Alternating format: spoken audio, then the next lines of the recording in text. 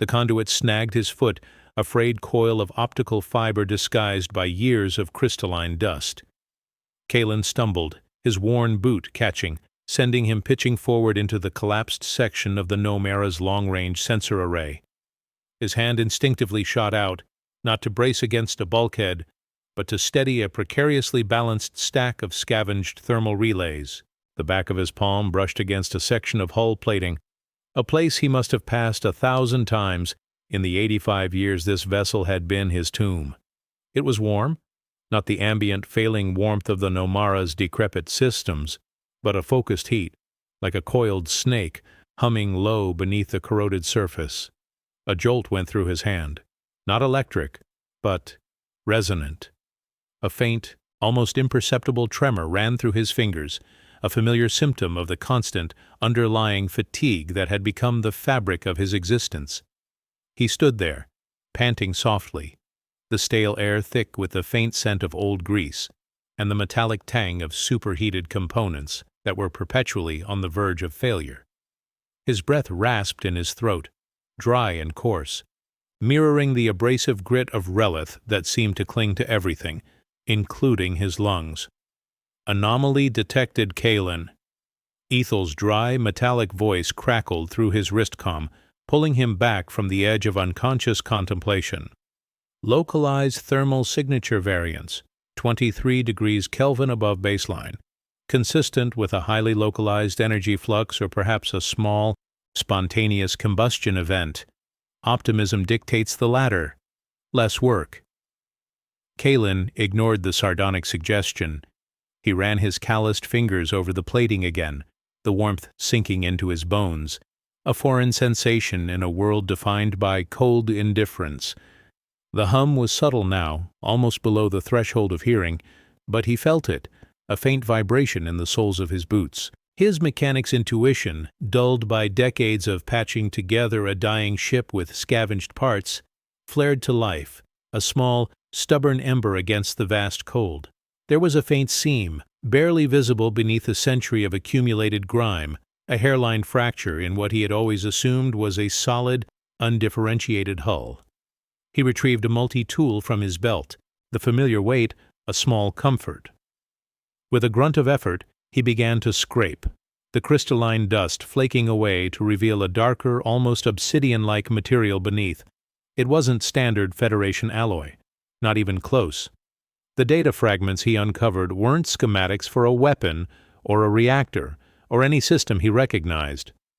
They were intricate, almost elegant patterns etched into the strange material, glowing faintly under his inspection light. A language without words, speaking of physics he had never encountered in any of his extensive manuals. The patterns are non-standard, Kalen, Ethel observed, a rare note of genuine interest in its tone. Indicative of an unknown xenotech origin. Energy readings are spiking, originating from, downwards, deep beneath Relith's fractured crust. Magnitude suggests significant, or perhaps, as previously stated, a very old and very large microwave oven. Your choice, Kalen. Though I am inclined to dismiss the microwave hypothesis at this time. The energy output is inconsistent with artisanal popcorn production.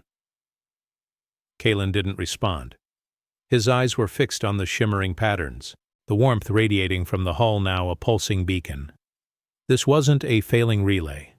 This wasn't another broken conduit to painstakingly splice. This was something else, entirely. Something vast. The scent of ozone, sharp and clean, mixed strangely with the old industrial decay of the Nomera. It felt like a current running through him, a stark contrast to the oppressive silence he had grown accustomed to.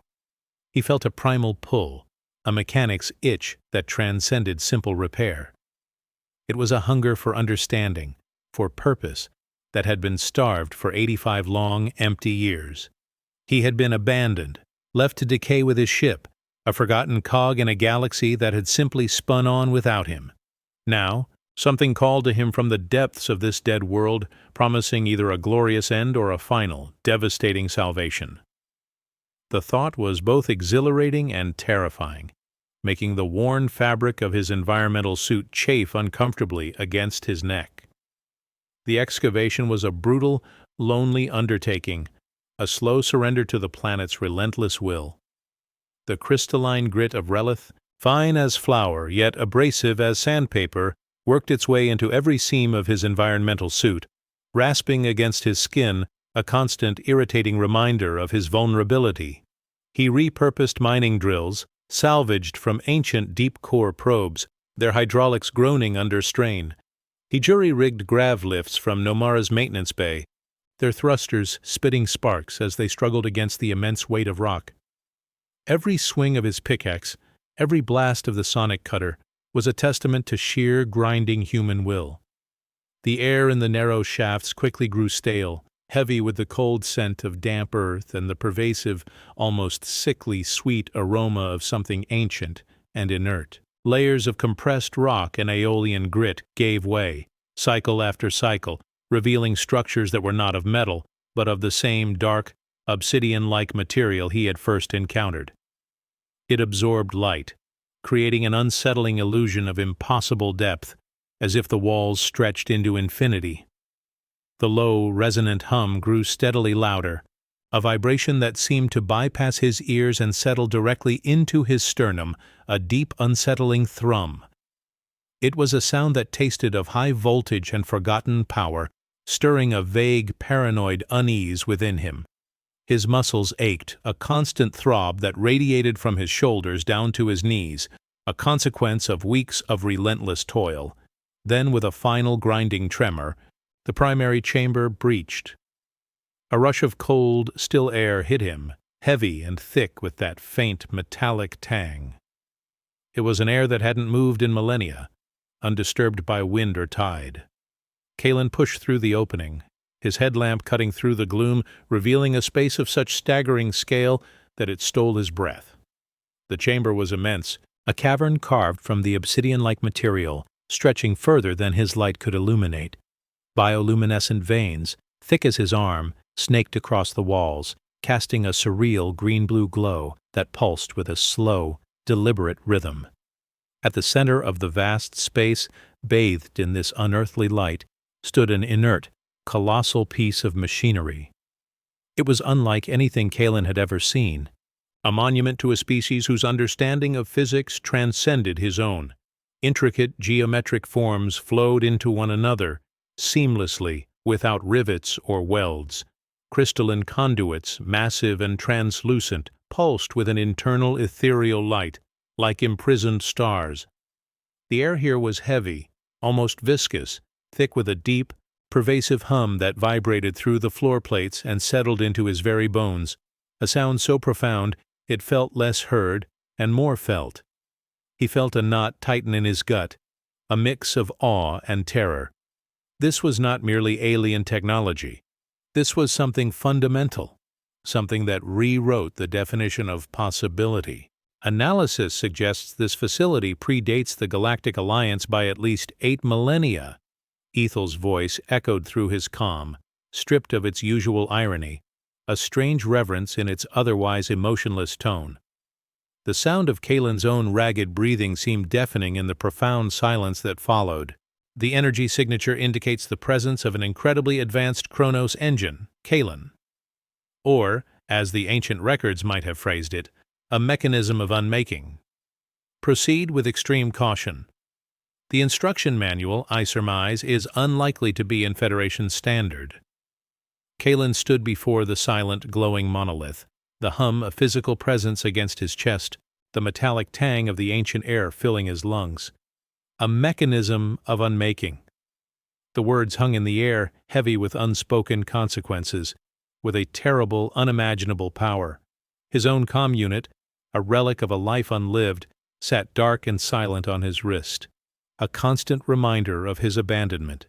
His hand, still trembling faintly from exertion and the strange energy of the room, drifted to his beard, tracing the silvered edges. 85 years. He had endured 85 years of slow decay, of bitter solitude. Now he had found something that could potentially unravel the very fabric of existence. The impossible problem, it seemed, had just arrived.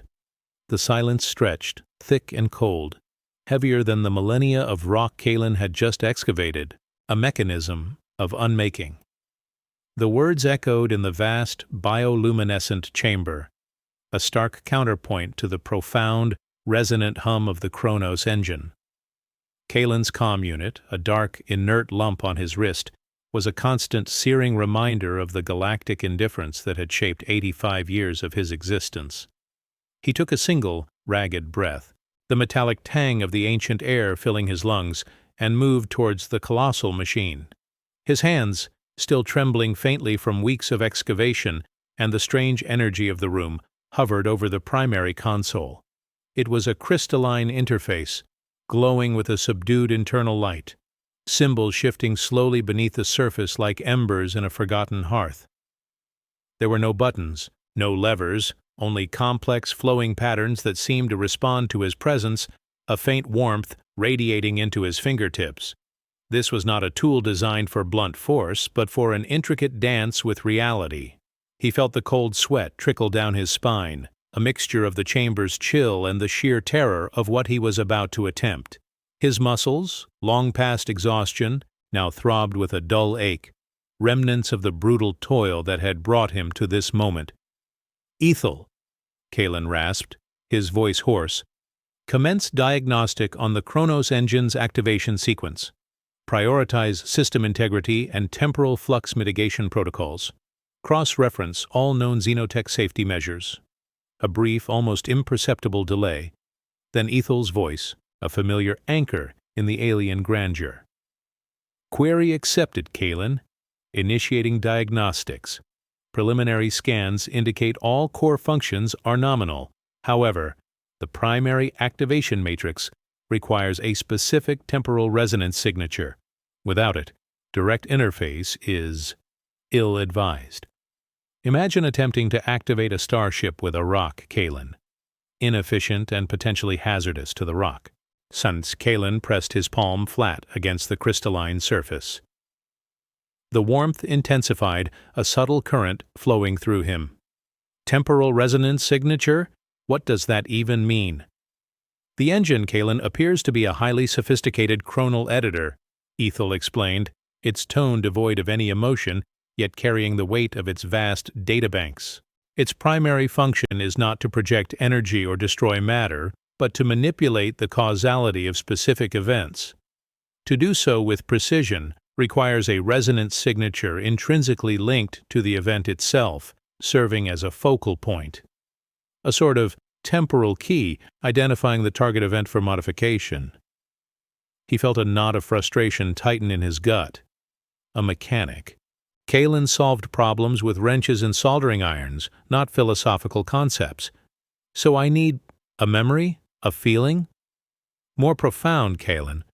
A specific identifiable chronal imprint, a powerful, unyielding emotional charge linked to a specific moment in the timeline. Your own imprint, while substantial, appears insufficient for macroscopic event manipulation. Think of it as attempting to power a jump drive with a single battery. The energy density is too low for the intended effect. Kalen pulled his hand away, the warmth fading, leaving behind a profound cold. Insufficient. 85 years of bitter solitude, of watching the Nomara slowly decay, of speaking only to a cynical AI, and it wasn't enough. The injustice of it all, the cosmic joke, felt like a physical blow. He stared at the shimmering console, its ancient, inscrutable power mocking his desperate hope. The air in the chamber felt even colder, the bioluminescent veins pulsing with an almost indifferent rhythm. "Is there a workaround?" he asked, the words forced past a tightening throat. "Affirmative," Ethel replied, though each option presents escalating levels of risk and ethical complexity. Option 1. Locate a temporal amplifier capable of boosting your current resonance signature. Probability of success: negligible. Such devices are theoretical, their existence unconfirmed. Option 2.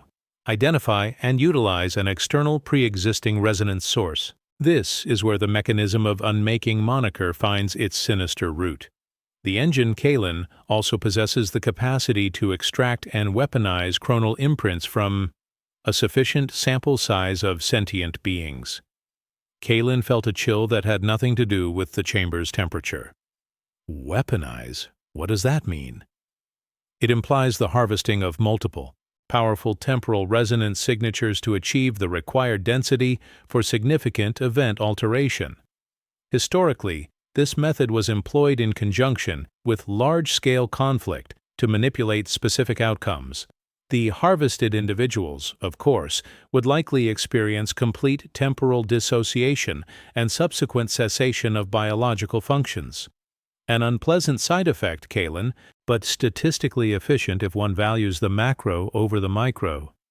The words hung in the stale, cold air, each one a hammer blow.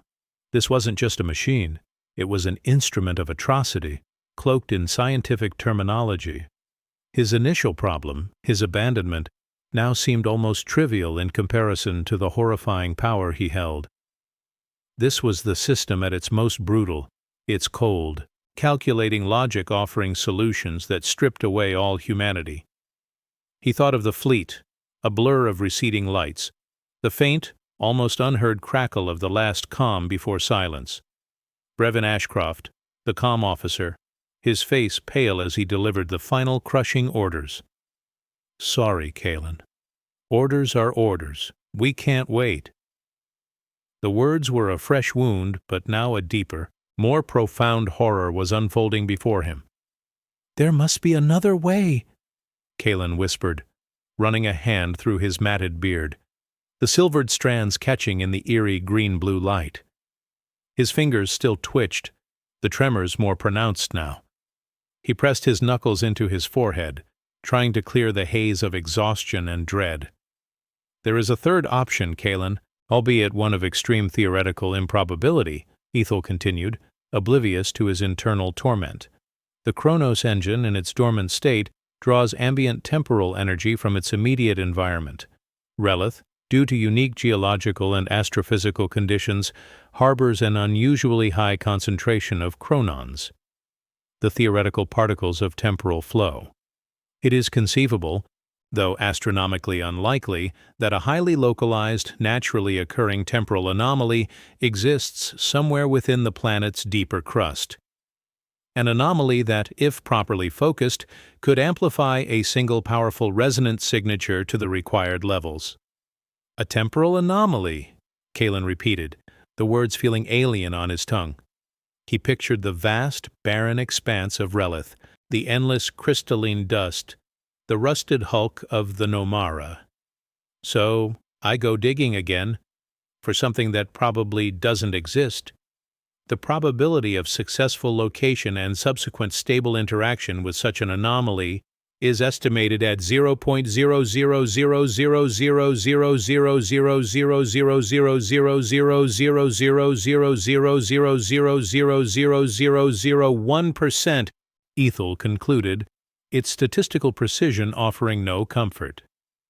"To put it in simpler terms, Kalen, you have a better chance of spontaneously developing photosynthetic capabilities." Kalen stared at the console, then turned his gaze to the exit, the path back through the excavated tunnels, back to the derelict Nomara. He could walk away, leave the engine to its ancient sleep, but the memory of the fleet abandoning him, the chill of 85 years of forced solitude, was a hunger gnawing at his gut. He had come this far, broken rock and metal, fought the planet itself, for a flicker of purpose. The thought of using this mechanism of unmaking to rewrite his past was a burning ember in his desolate soul, an inferno of injustice and righteous anger. The alternative was to succumb to the same fate he had been handed.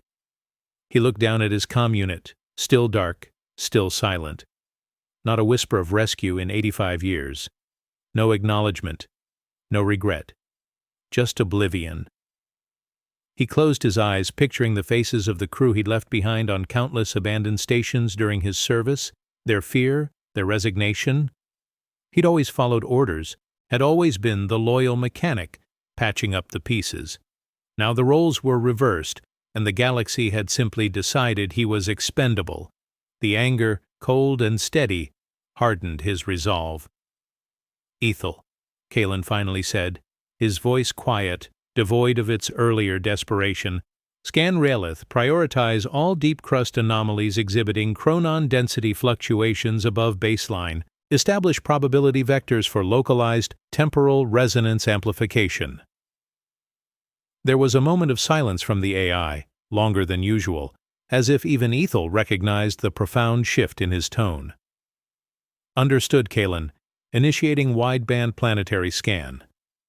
Be advised. Such a scan will draw significant power from the Nomara's auxiliary reactors. Life support will be temporarily downgraded to minimal parameters. Are you prepared to accept this degradation? Kalen stared at the silent console of the Kronos engine, its green-blue light reflecting in his weary eyes. He was no hero, just a mechanic abandoned, forgotten. But now, in the face of this terrible power and the unbearable injustice of his fate, he found a new cold determination. He would not be unmade. He would not remain a forgotten ghost. Even if it meant shattering the very fabric of existence or scouring a dead world for an impossible whisper of hope, he would find a way. "Proceed, Ethel," he commanded, his voice firm, the decision a heavy weight yet oddly liberating. "Proceed with the scan, and prepare for deep core descent. I am prepared to accept the degradation." The auxiliary reactors of the Nomara groaned in protest, a deeper, more ragged sound than Kalen had ever heard. His command to Ethel had been firm, but the consequences were immediate and visceral.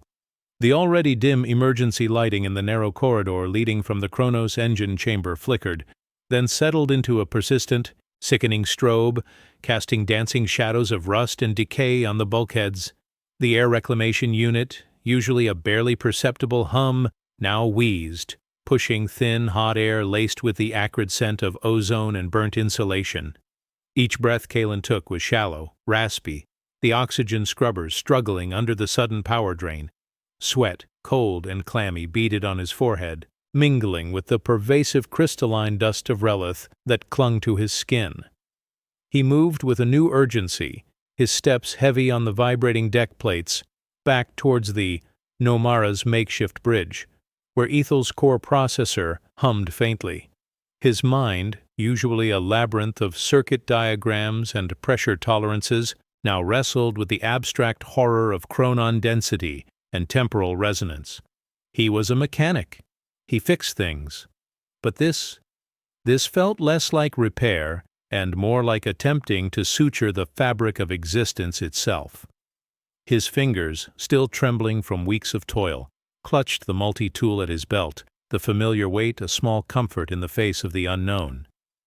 "Ethel, status report on planetary scan," Kalen rasped, leaning against a bulkhead that radiated an unnerving warmth. The metal groaned under his weight, a slow metallic shriek that reverberated through the decaying vessel. "Scan initiated, Kalen. Primary chronon density fluctuations are being analyzed," Ethel replied, its voice now tinged with a faint, almost imperceptible static, as if its very processing power was being stretched thin. Life support parameters have degraded to 65% of minimal as anticipated. Internal temperature rising at 1.8 degrees Celsius per hour.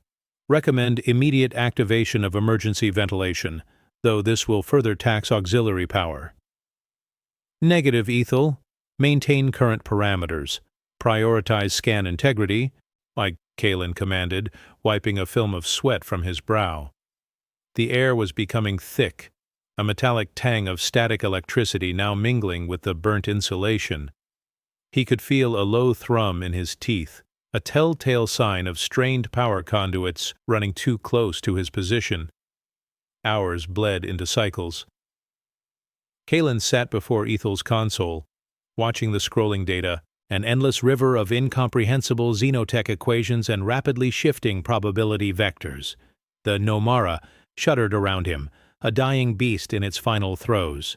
The air grew heavier, hotter, the emergency lights flickering with increasing frequency, casting the control room into momentary darkness, punctuated by blinding flashes.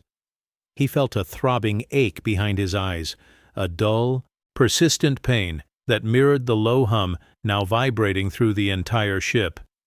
"Ethel," Kalen finally said, his voice raspy. "Any viable anomaly signatures? Anything stable enough for amplification?" A beat of silence, then the AI's voice, now clearly distorted by static. "Affirmative, Kalen. 207 distinct chronon density fluctuations detected within Relith's crust. However, 183 are statistically unstable, indicating rapid decay or catastrophic temporal collapse on interaction. An additional 20 are too diffuse to amplify a singular resonance signature effectively." Kalen pressed his palms against his temples, trying to massage away the growing headache. "That leaves 4? "Correct, Kalen. 4 anomalies. Each presents unique challenges." Ethel's voice broke into a crackle of pure static, then returned, weaker. "Anomaly Alpha. Detected at 12,000 meters below the southern ice cap. High chronon density, stable but inaccessible without deep core drilling capabilities that the Nomara does not possess. Probability of manual excavation, 0.0001%. Anomaly Beta, a large, highly concentrated pocket located directly beneath the Kronos engine facility. Readings are corrupted, significant data packet loss, unreliable. Kalen felt a cold dread settle in his gut. Corrupted data. That was the complicating element. This was not merely the planet hiding its secrets. Something was actively obscuring them. The Kronos engine, perhaps, or something deeper, older. "Gamma and Delta?" Kalen urged, his fingers drumming impatiently on the console. A small spark jumped from a loose conduit on the panel, making him flinch. The smell of ozone intensified. "Anomaly Gamma, located at 8,000 meters beneath the northern deserts, lower chronon density but stable. Accessible via the Nomara's repurposed mining drills, with significant modifications and additional power rerouting. Expected excavation time, 2.4 cycles. Anomaly Delta, smallest signature, highly mobile, located within a fault line at 6,000 meters beneath the western canyons. Probability of stable interaction and successful amplification, negligible. Its temporal signature fluctuates too wildly. Gamma, that was his only chance. He had come here to find a way, not to be handed an easy path. The fact that it required more work, more strain on the Nomara, was almost comforting in its familiarity. It was a problem he could tackle with tools and brute force, not philosophical quandaries. Focus all available power to Anomaly Gamma, Ethel. Initiate excavation protocols. Divert all non-essential systems, including primary hull integrity field. We need maximum output for the drills. Kalen stood, the decision firm in his mind. The sacrifice of hull integrity was a gamble, but without a powerful temporal resonance signature, the Kronos engine was useless, and he refused to let 85 years of solitude amount to nothing. Acknowledged, Kalen. Diverting. Be advised. Primary hull integrity field now at 0.03%. Any minor impact or atmospheric shear could result in catastrophic hull breach. Recommend donning full environmental suit. Engaging personal emergency field. Ethel's voice was fading, the static now a constant hum beneath its words. He didn't bother with the emergency field. His suit was already chafing, sticking to his sweat-drenched skin. He moved to the drill controls, the massive levers cold and greasy beneath his gloved hands. He could feel the strain on the Nomara, the entire ship groaning and shaking as the scavenged mining drills whirred to life. The vibration traveled up his arms, rattling his bones, making his teeth ache. Dust and fine crystalline grit, dislodged from decaying conduits, rained down from the ceiling. Minutes later, a piercing shriek filled the air. Not from the drills, but from a nearby pressure valve, its seals finally failing under the increased strain. A jet of superheated coolant burst forth, spraying across a critical junction box that controlled the power flow to the drills. Sparks, fat and blue, erupted, arcing across the console, the air filled with the sharp, burning stench of melting plastic and ozone.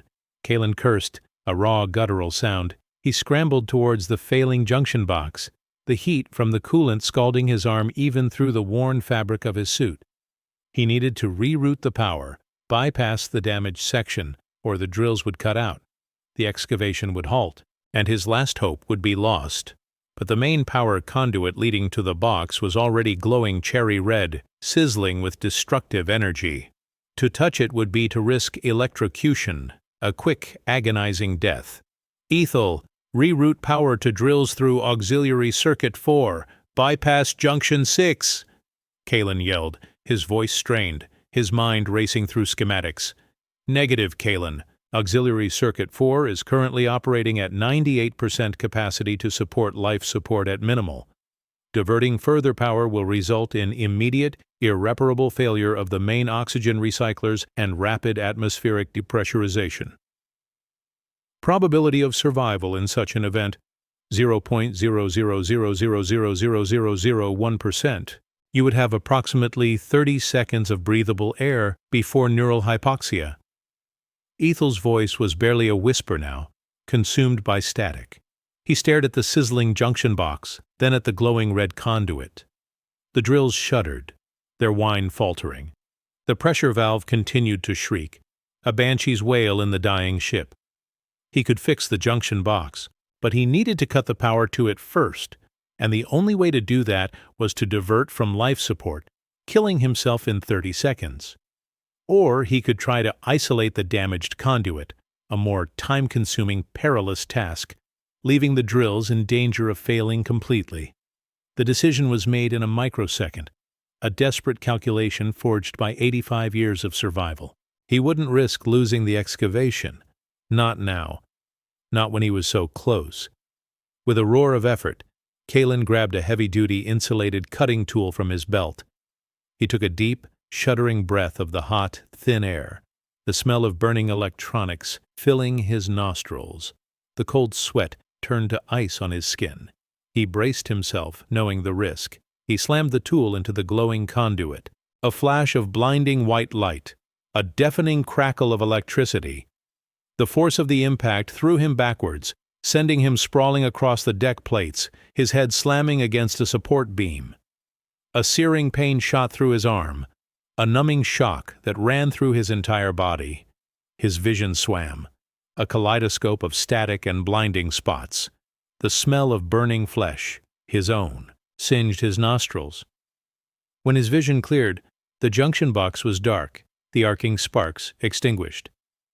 The pressure valve had fallen silent, its coolant now a pooling, steaming puddle on the deck. The drills, however, still whirred, albeit at a slightly reduced capacity, their grinding vibrations continuing through the ship. He had bought himself time, but at what cost? His arm throbbed, raw and blistered, the skin blackened and seared. He tried to move his fingers, but they felt stiff, unresponsive, a fresh tremor running through them. He was injured. His body, already pushed to its limits, had taken a heavy blow. He pushed himself up, leaning heavily against the bulkhead, his head spinning. The drills, still churning, represented his only future. He had chosen the machine over his own immediate safety. He was a mechanic.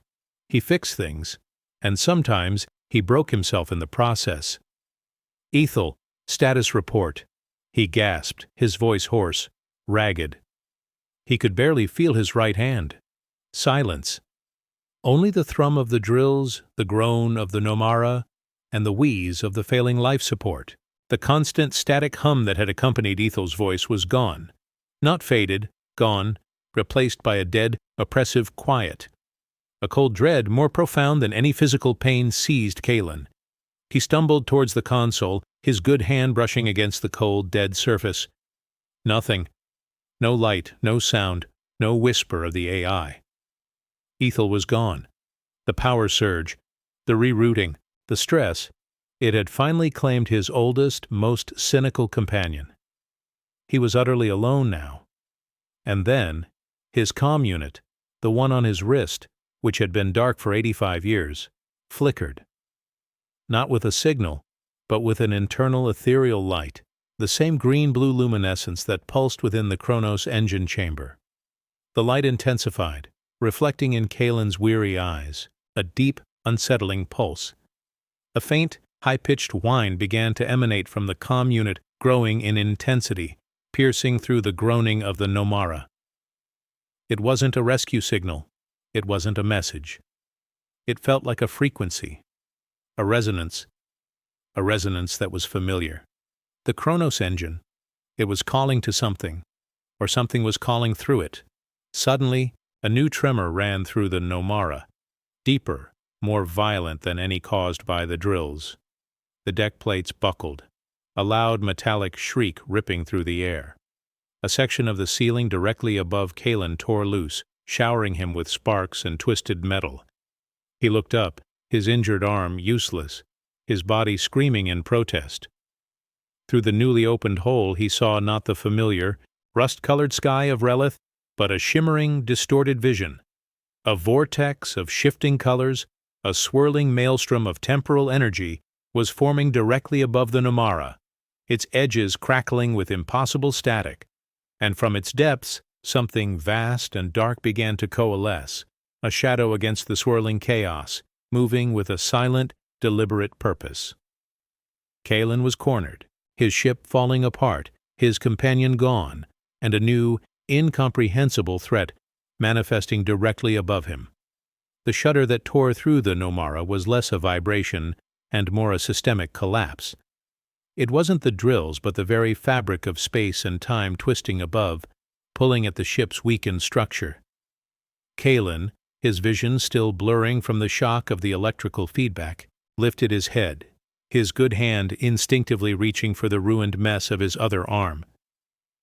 He saw the swirling maelstrom above, a vortex of impossible colors, its edges crackling with a silent, hungry energy. And from its depths, something vast and dark began to coalesce. He was cornered, his ship falling apart, his companion gone, and a new, incomprehensible threat manifesting directly above him. The comm unit on his wrist, which had been dark for 85 years, was now pulsing with an ethereal green-blue light, a mirror of the Kronos engine's glow. The faint, high-pitched whine emanating from it grew into a piercing hum, a frequency that felt less like sound and more like a physical pressure against his skull. It wasn't a rescue signal. It was a resonance. Then the whine shifted. It wasn't just a frequency. It was information. A cascade of data, not through his ears, but directly into his mind. Images, fragmented and fleeting, flashed behind his eyes. Tactical readouts, encrypted fleet transmissions, faces. Brevin Ashcroft, the comm officer, his face pale and grim, but speaking words Kalen had never heard. Orders from command. Operation Kronos. Asset is designated expendable. The Nomara's signature is crucial for Phase 2. Engage temporal anomaly gamma for activation. The words weren't a memory, but a revelation, fresh and searing. He saw a log entry, dated 85 years ago, authored by a Commander Rowan Bell. Mechanic Kalen identified as optimal subject for Kronos engine activation. His prolonged isolation and unique psychological profile will generate the necessary temporal resonance. The Nomara will serve as a beacon and power source, ensure minimal rescue attempts, maintain psychological stress for maximum output. Kalen gasped, a guttural sound that tore through his raw throat. It wasn't an accident. It was a plan. He wasn't abandoned. He was deployed. The Nomara wasn't his prison. It was bait. His 85 years of solitude, his bitter despair, his very trauma had been engineered, harvested, to power this alien weapon. He was a battery left to charge, and now the switch was being thrown. The Kronos engine wasn't a lost relic. It was an active piece in a cruel, galactic chess game, and he was the pawn they had left to ripen. The taste in his mouth turned acrid, not just of burning electronics, but of pure, unadulterated betrayal. The phantom ache in his seared arm intensified, now a symbolic representation of the deeper wound. He stumbled back, leaning against the cold metal of the Nomera's control panel, the hull groaning around him like a dying beast. He had been so focused on the injustice of his abandonment, so consumed by the need to rewind his past, that he hadn't seen the deeper, more insidious design. They had used his pain to trigger a weapon capable of rewriting reality, likely for their own nefarious ends. The very ones who ordered his sacrifice were now, indirectly, pulling the strings of this cosmic loom. The vortex above intensified, the darkness within it solidifying, gaining definition. A vessel, enormous and angular, began to emerge, slowly, silently. It was not Federation design.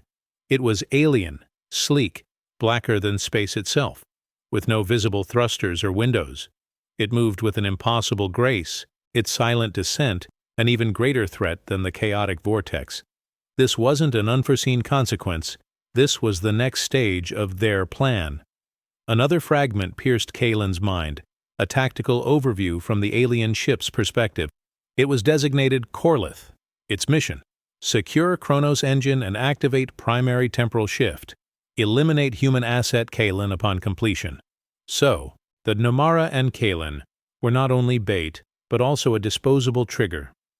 The human manipulators and this alien force, the Corlith, were working together. Or one was using the other, a complex dance of deceit. The comm unit pulsed, its green-blue light now almost blinding, throwing dancing shadows across the control room. It offered him a choice, a terrible binary. The data flow showed him two primary pathways for the Chronos engine, now fully engaged by the temporal anomaly Gamma, which the drills had almost reached. Pathway 1. Allow the Corlith to acquire the engine and initiate the primary temporal shift. This would ensure his immediate death as per their directive, but the shift itself might create a timeline where the human manipulators were defeated or their power crippled. A violent, chaotic cosmic reordering. A desperate, almost suicidal act of vengeance against those who orchestrated his fate, but without his conscious control.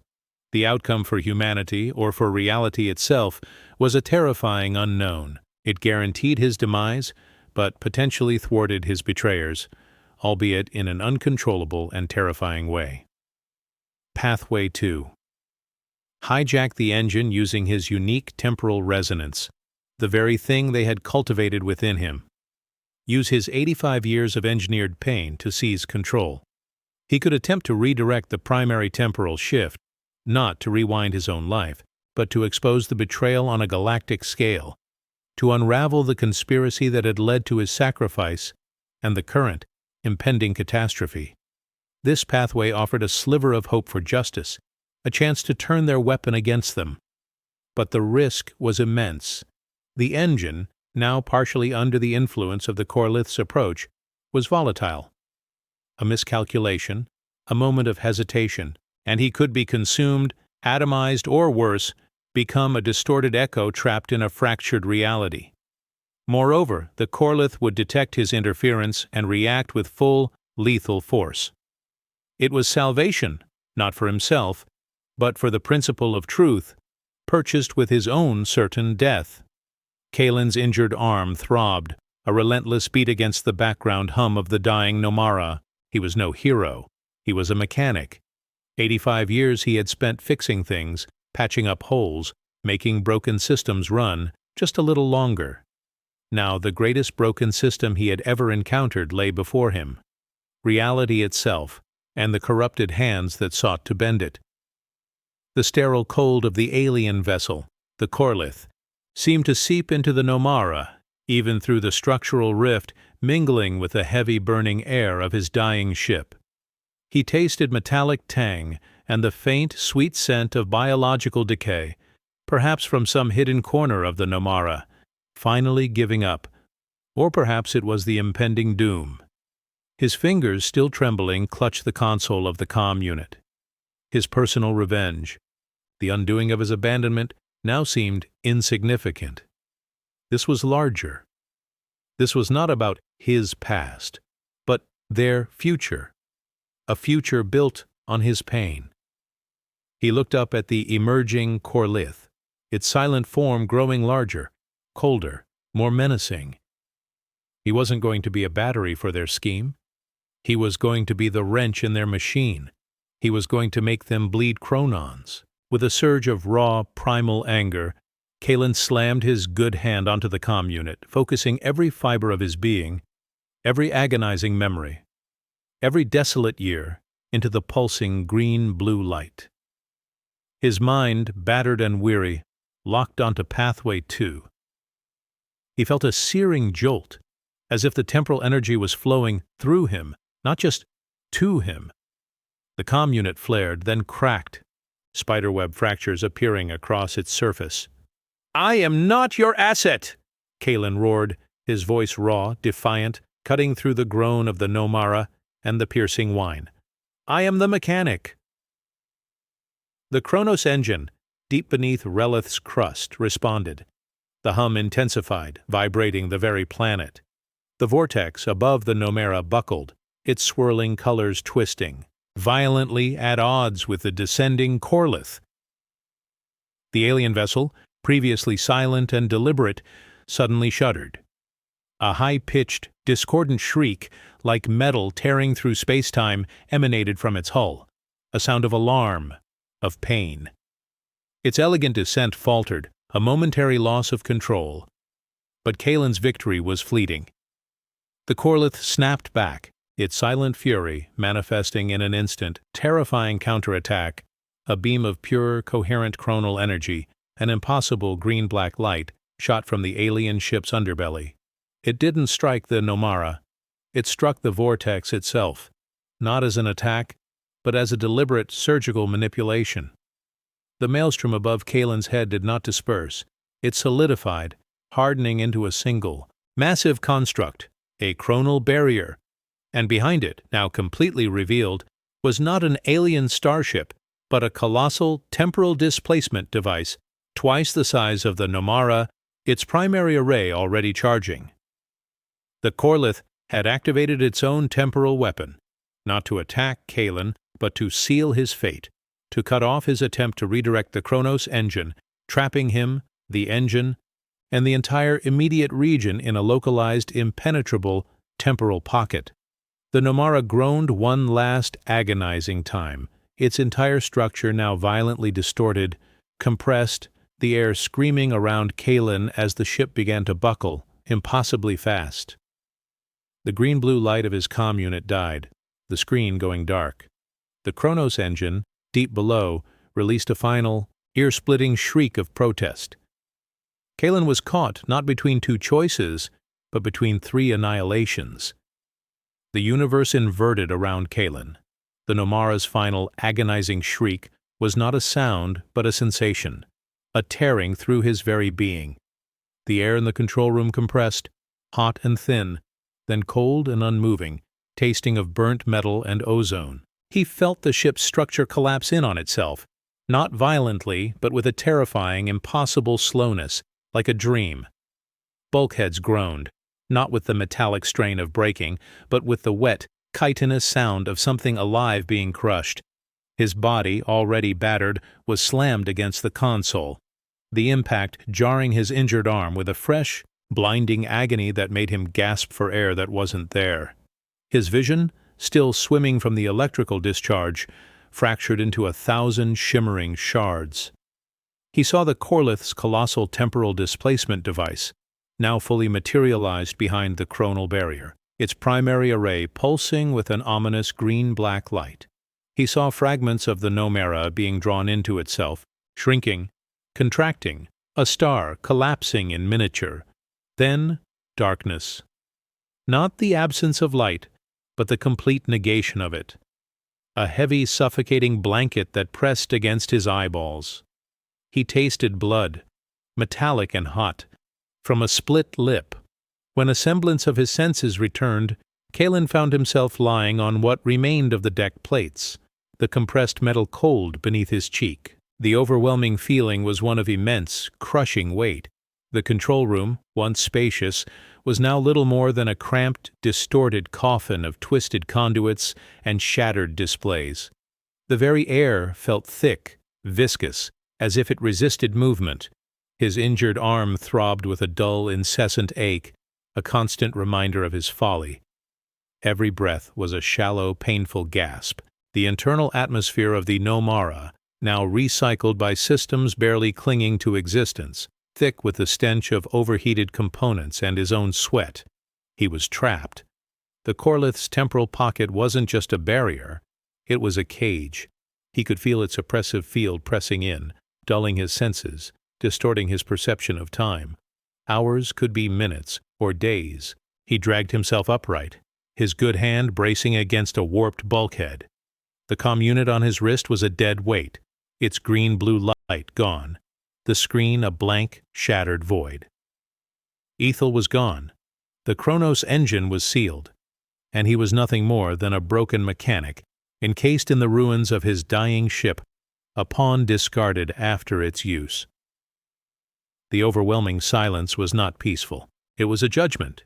His anger, the primal surge that had driven him to slam his hand against the comm unit, had burned itself out, leaving behind a cold, desolate ash.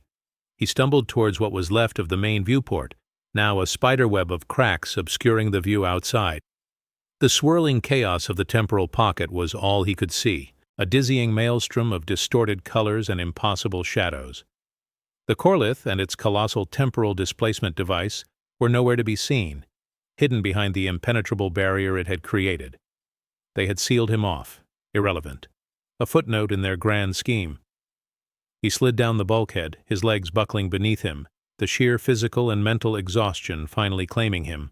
His body was a symphony of pain, his burned arm a searing torch, his head throbbing, every muscle screaming in protest. 85 years of solitude had hardened him, yes, but also made him brittle. His rage had been a desperate fuel, now extinguished. What was left? Kalen pressed his forehead against the cold, warped metal, the rhythmic throb of his skull mirroring the dying pulse of the ship. He had thought himself cunning, a wrench in their machine. He had thought his pain, his suffering, could be turned into a weapon. But in the end, he had been nothing more than an obedient battery, charged and discharged, his struggle merely a predictable response to their cruel stimulus. Brevin Ashcroft, Commander Rowan Bell.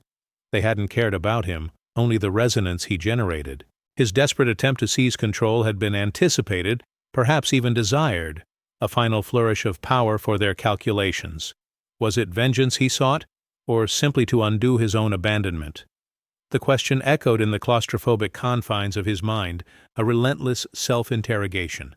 He saw himself, a younger man, diligently repairing a burst conduit, then an older man, patching a hull plate with the same meticulous care, 85 years later.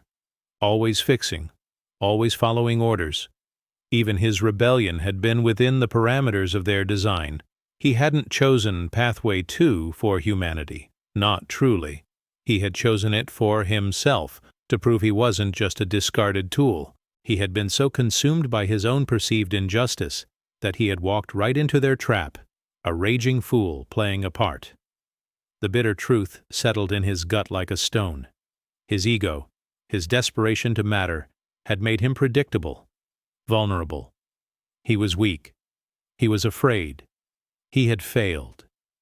And now humanity, or whatever twisted version of it existed beyond this temporal prison, would pay the price for his self-serving, predictable anger. The thought of simply giving up, of letting the last, wheezing systems of the Nomara fade to black, was strangely comforting. No more struggle. No more pain. Just the slow, cold embrace of oblivion. But then a flicker.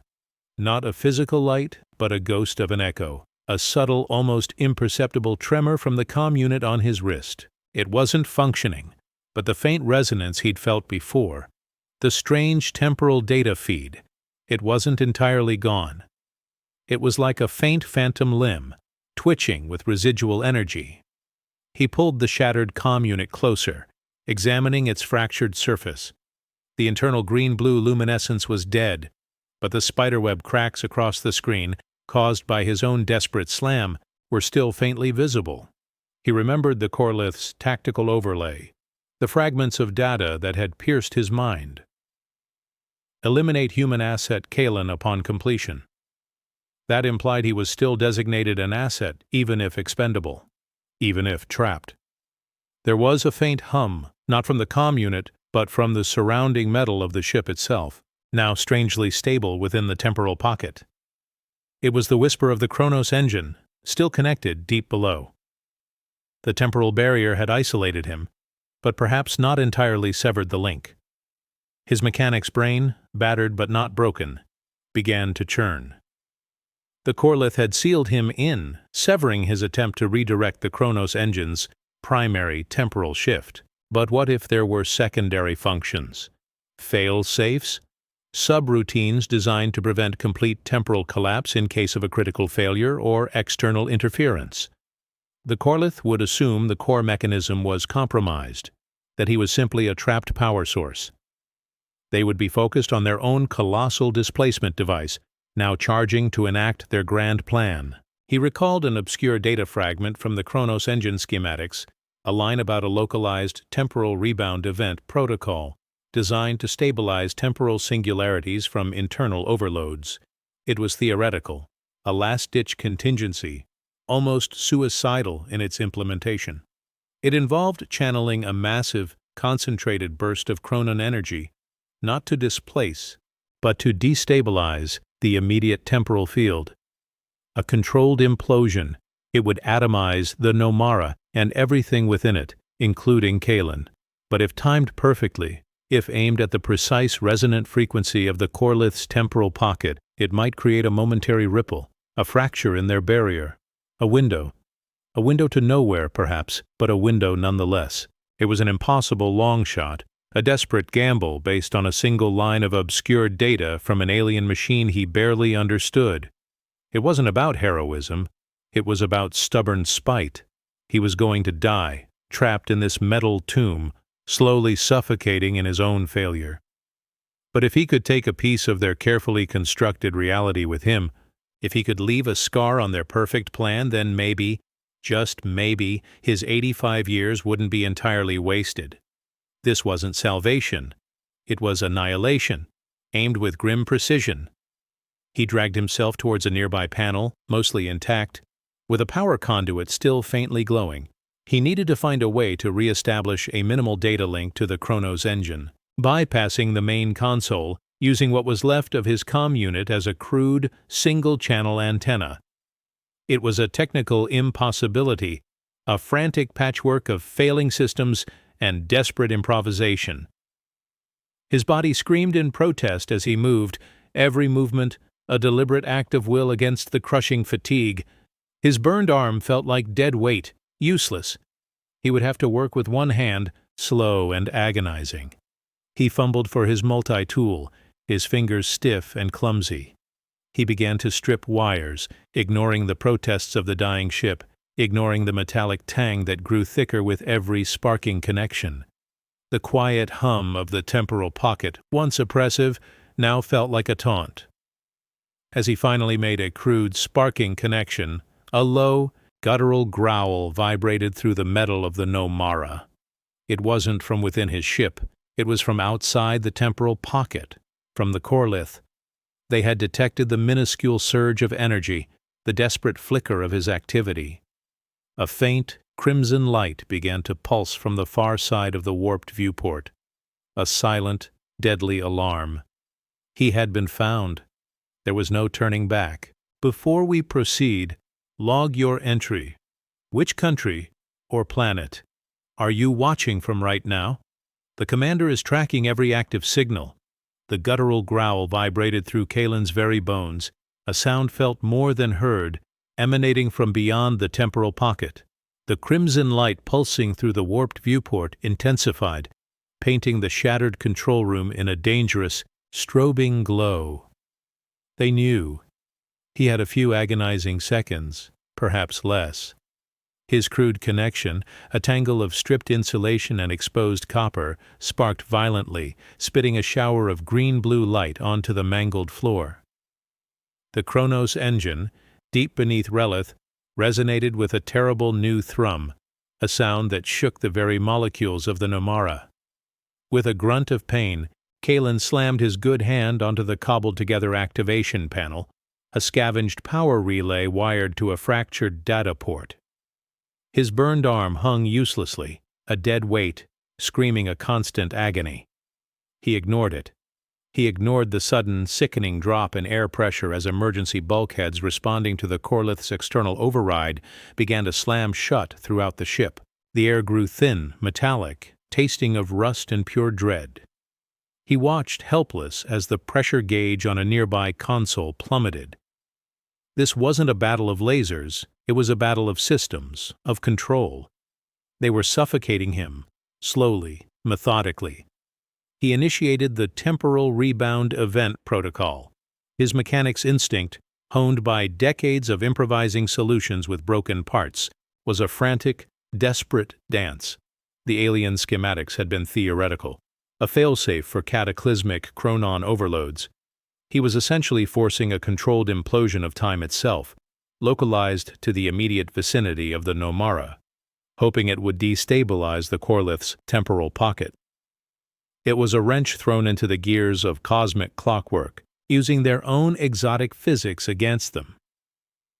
The Nomara groaned, not the familiar groans of a dying ship, but a deeper, more fundamental protest. Metal twisted and buckled with impossible speed, a sound like 1,000 collapsing buildings echoing in his skull. Sparks erupted from every exposed conduit, a chaotic symphony of electrical death. The crimson light from outside pulsed faster, brighter, now accompanied by sharp, high-pitched crackles that seemed to tear at the fabric of reality. The Corlith were throwing everything they had at him, their vast processing power attempting to sever his connection, to reclaim control of the Kronos engine's rogue energy. A searing heat enveloped Kalen. The control room became an oven, the air shimmering with temporal distortion. Sweat stung his eyes, mixing with the grime and the dust. His single-channel antenna, the shattered comm unit, vibrated wildly, threatening to tear itself apart. Data scrolled across the few remaining functional displays in blinding bursts of alien script, then dissolved into static. They were trying to erase his access, to wipe the pathways. But Kalen wasn't fighting a software war. He was fighting a hardware war. He saw a critical power conduit exposed by the buckling deck plates, now glowing white-hot. It was overloading, about to fuse. That would sever his makeshift link to the Kronos engine, cutting off the temporal rebound protocol before it could reach critical mass. With a desperate lunge, ignoring the agony in his burned arm, he reached for his multi-tool, fumbling with his good hand. He had to shunt power, manually, before the system collapsed. It was a crude bypass, a trick he'd used 100 times on failing life support systems, but applied now to a temporal engine. The Corlith retaliated. A heavy thud resonated through the ship, followed by the sickening lurch of the Nomara being buffeted. Then another, and another. Something was impacting the temporal pocket, trying to break through. Their automated drones. Kalen could feel the impacts, even through the temporal distortion, small explosions rattling the ship. He braced himself, gritting his teeth, his hand shaking as he desperately stripped another cable connecting it to a bypass port. Electrical arcs danced around his fingers, searing the air with ozone. His vision swam, edges blurring. "Rebound sequence at 60%, a voice whispered in his mind. Not Aethel. A phantom echo, a residual trace from the Kronos engine itself. A cold alien calculation. Temporal field destabilization imminent. Estimated localized chronon cascade. 98.7% probability of critical spatial fracture. Critical spatial fracture. That meant annihilation, not just of the Nomara, but of him, of everything within the temporal pocket. But it also meant a fracture in their barrier, a window. The air supply was nearly gone. Kalen gasped, his lungs burning, his head pounding. He could feel consciousness slipping, the edges of his vision darkening. One more connection.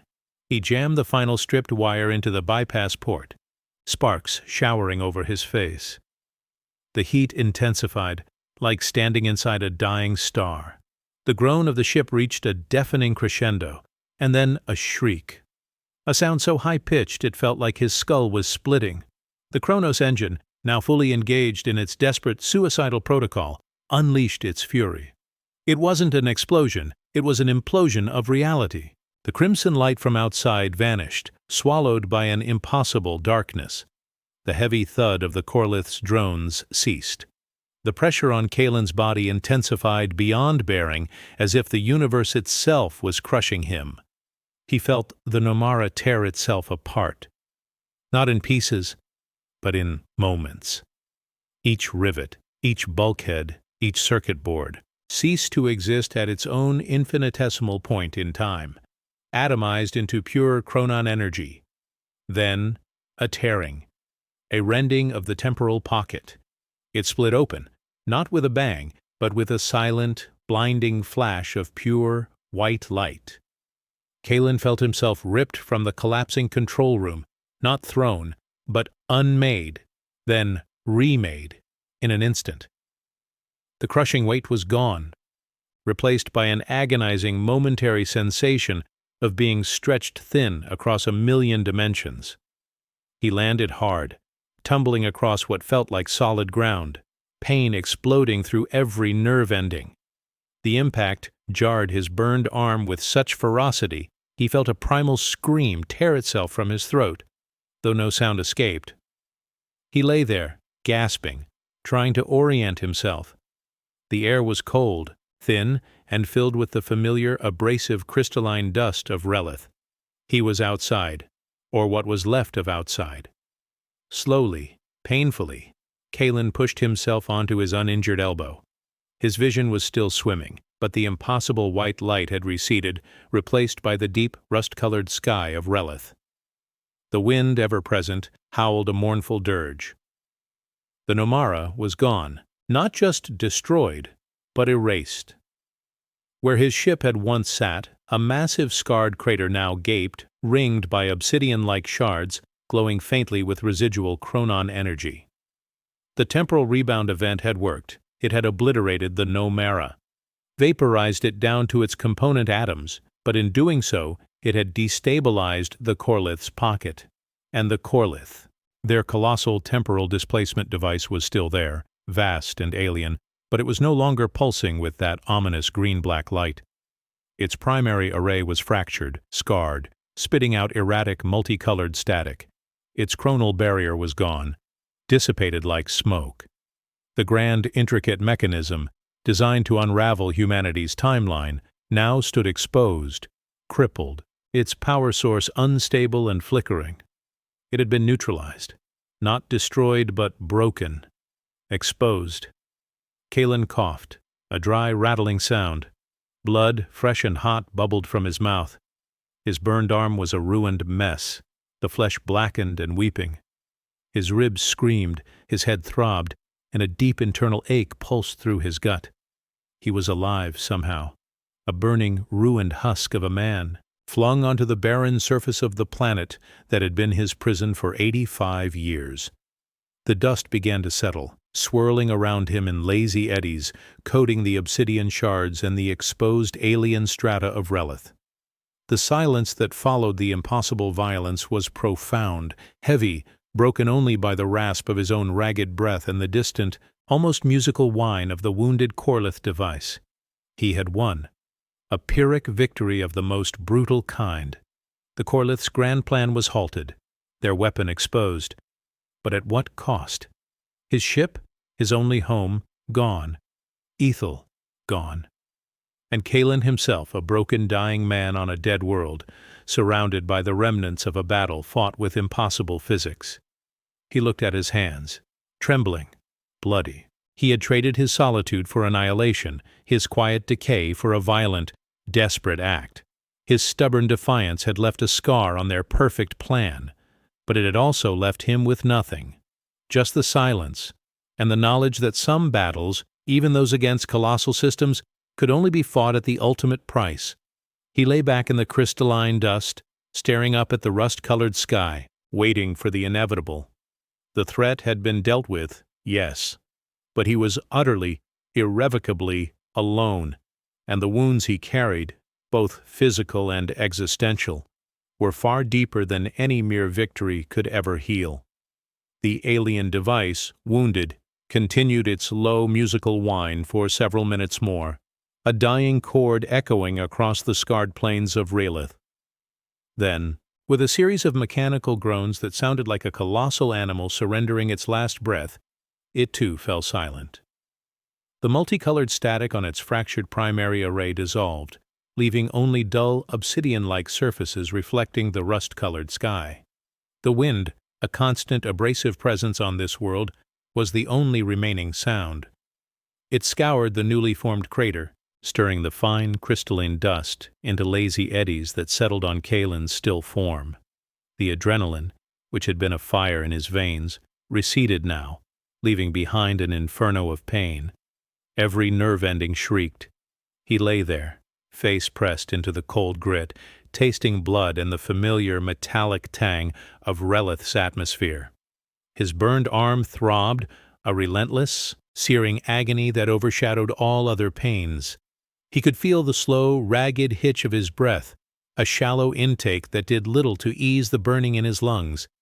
Consciousness flickered, a dying star in a vast, cold void. He was utterly, completely alone. Ethel's voice, which had been his only companion for 85 years, was gone. The Nomara, his ship, his tomb, his only home, was gone. Erased. Slowly, with a grunt that tore at his injured ribs, Kalen pushed himself higher, bracing with his uninjured hand. His vision was still blurred, but the immediate vicinity came into agonizing focus. The crater was immense, a testament to the raw, uncontrolled power he had unleashed. Obsidian shards, still faintly glowing with residual chronon energy, jutted from the raw earth like fractured teeth. There was nothing left of the Nomara, not a single rivet, not a scrap of plating, only absence. His gaze drifted to his remaining arm. His calloused fingers, once so adept at coaxing life from dying systems, now trembled uncontrollably. Blood, thick and dark, coated them, seeping from a dozen minor lacerations he hadn't yet registered. His multi-tool, usually clipped to his belt, was gone, likely vaporized with his ship or lost in the impossible violence of the temporal cascade. He was a mechanic without his tools, a survivor without his sanctuary, a human without companionship. He felt the constant underlying fatigue that had become the fabric of his existence, now amplified to an unbearable degree, a weight pressing him into the barren ground. He looked at the wounded Corlith device. It was neutralized, yes. Its grand, terrible purpose halted. But it still stood, a monument to an alien will, too vast to be truly destroyed by one desperate man. It was merely dormant, a sleeping titan. The Federation, should they ever find this remote system, would hail it as a prize, a technological marvel to be studied and replicated, perhaps weaponized themselves. Kalen, the man who had bought them time, who had fought a war not of soldiers but of systems, would be nothing, a ghost, a loose end. A man who had dared to activate a mechanism of unmaking, a rogue agent to be silenced or contained. There would be no medals, no heroes welcome, only questions, and the cold, indifferent vacuum of official protocol. His fate was simple, stark, and brutal. He would die here, on Relith, the planet that had been his prison, then his battleground, and now his grave. He had traded his 85 years of slow decay, of bitter solitude, for a final, violent act of defiance. He had scarred their perfect plan, but at the ultimate cost. The mechanic's itch for purpose, which had once been a small, stubborn ember, had flared into a destructive nova, consuming everything. He had been abandoned, left to decay with his ship, a forgotten cog in a galaxy that had simply spun on without him. Now, that cycle was complete. Kalen shifted, trying to find a position that didn't send fresh waves of agony through his ruined body. His body was failing, the decay biological, irreversible. The fine crystalline dust of Relith, which had always clung to everything, including his lungs, now seemed to embrace him, drawing him deeper into the desolate landscape. He closed his eyes, the rust-colored sky a fading memory behind his eyelids. The profound silence of Relith enveloped him, a vast, empty canvas where the hum of forgotten power had once resonated. Now, there was only the wind's mournful dirge and the slow, rasping whisper of his own failing breath. His hand, once warmed by the mysterious hull of the Nomera, now grew cold, numb, brushing against the unyielding, abrasive dust of Relith. The faint, almost imperceptible tremor that had always been a symptom of his constant fatigue had deepened, becoming the rhythmic shudder of a body shutting down. He had sought purpose and found a violent, temporary one. He had sought salvation and found only oblivion. He had faced the impossible, and in doing so became impossible himself. The universe was vast and uncaring, and some things, once broken, remain so forever. This story is now part of the archive. Subscribe to help preserve future transmissions, and share this episode with someone who still believes in science fiction.